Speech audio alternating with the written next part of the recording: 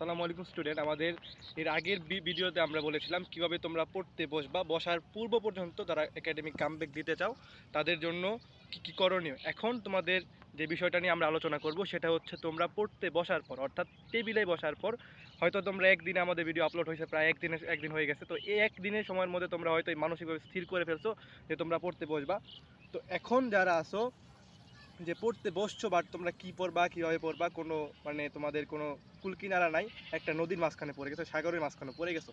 তো 4 মাসের পড়ার গ্যাপ যদি তোমরা ফিল আপ করতে যাও, তোমাদের জন্য অনেক কিছু আসবে, অনেক নেগেটিভ চিন্তা আসবে যে 4 মাস আমি পড়াশোনা করি নাই, আমি হয়তো অনেক পিছিয়ে গেছি। কিন্তু আলটিমেটলি এসএসসির সিলেবাস যেগুলো আছে, তোমাদের শর্ট সিলেবাস, এটাতে কোনো চিন্তাই নেই। এটা 3 মাসে শেষ করা সম্ভব যদি তুমি পড়াশোনা করো। তো এখন তোমাদের কথা হচ্ছে, এখন তোমরা পড়তে বসছো কীভাবে, এখন কিভাবে তোমরা পড়া কন্টিনিউ করবা। তো ফার্স্টে তোমাদেরকে বলি, তোমরা একটা কাজ করতে পারো, অ্যানালাইসিস করতে পারো। তোমাদের যেই সাবজেক্ট আছে, প্রত্যেকটা সাবজেক্টের প্রত্যেকটা চ্যাপ্টার অ্যানালাইসিস করতে পারো। কোন চ্যাপ্টার থেকে কয়টা সিকিউ এমসিকিউ আসছে তোমাদের প্রিভিয়াস ইয়ারের পরীক্ষায়, এসএসসি পরীক্ষা হোক। যদি তুমি 9-10-এ হয়ে থাকো তাহলে তোমাদের গাইড থেকে পিছনে দেখবা যে তোমাদের অনেক সময় মডেল টেস্ট আসছে। ওই মডেল টেস্টগুলো তুমি যদি অ্যানালাইসিস করো তাইলেই তোমরা বুঝতে পারবা যে আসলে, এটার কথা বলতেছি, যারা আসো তারা মডেল টেস্ট অ্যানালাইসিস করলেই বুঝতে পারবা যে আসলে কোন চ্যাপ্টার থেকে বেশি সিকিউ এমসিকিউ আসে। তারপর ওই অনুযায়ী তোমরা একটা প্রায়োরিটি লিস্ট বানাবা। ধরো আমি ফিজিক্স নিয়ে কথা বলি, 9-10-এর ক্ষেত্রে তোমাদের সবচেয়ে বেশি ইম্পর্টেন্ট যে চ্যাপ্টারটা সেটা হচ্ছে গতি। এই গতি চ্যাপ্টার থেকে বা এর কনসেপ্ট থেকে সিকিউ আসবে মাস্ট, এমসিকিউ আসবে মাস্ট। তো এই চ্যাপ্টারটা তোমার ফার্স্ট প্রায়োরিটি।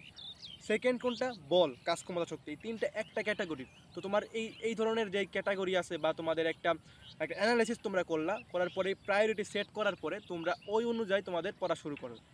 যেগুলো প্রায়োরিটি লিস্টে ফার্স্ট, ওইগুলো আগে শেষ করবা আস্তে আস্তে। কীভাবে শেষ করবা, এখন প্রত্যেক সাবজেক্টের ক্ষেত্রে সেম প্ল্যান। এবার তোমরা কীভাবে শেষ করবা, অ্যানালাইসিস তো করলা, এবার কীভাবে শেষ করবা।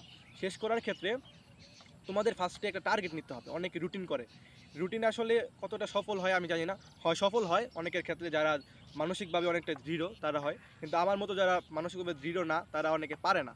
তো আমার কথা হচ্ছে তোমরা একটা টার্গেট সেট করবা যে আমি নেক্সট 1 দিন বা নেক্সট 2 দিন, নেক্সট 3 দিন, 7 দিন একটা প্ল্যান করবা যে এই 7 দিনে আমি এই টপিক, এই চ্যাপ্টার, এই কোশ্চেন শেষ করব।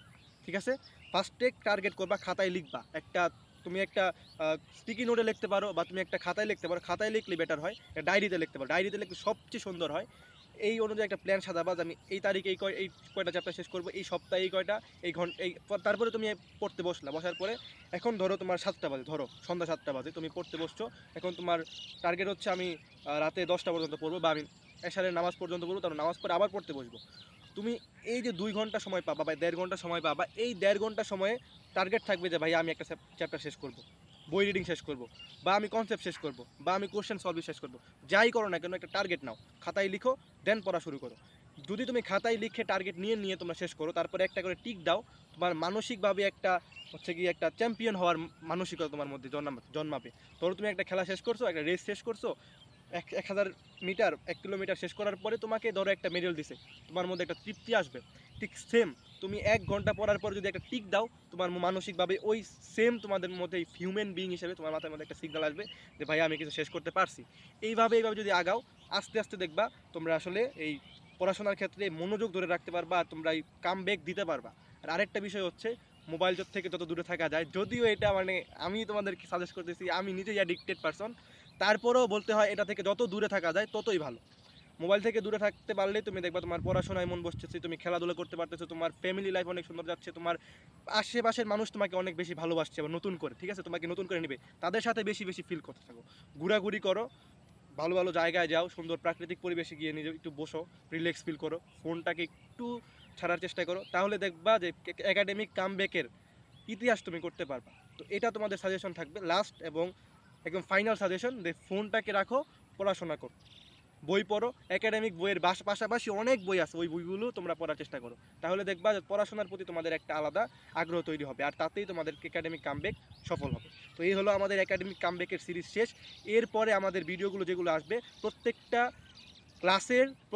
ক্লাসের সাবজেক্ট ওয়াইজ আমাদের ভিডিও আসবে আগামী 1 সপ্তাহের মধ্যে। সবাইকে আমাদের ভিডিওগুলো দেখার আহ্বান এবং আমন্ত্রণ জানিয়ে আমরা আমাদের ভিডিও শেষ করছি। আসসালামু আলাইকুম।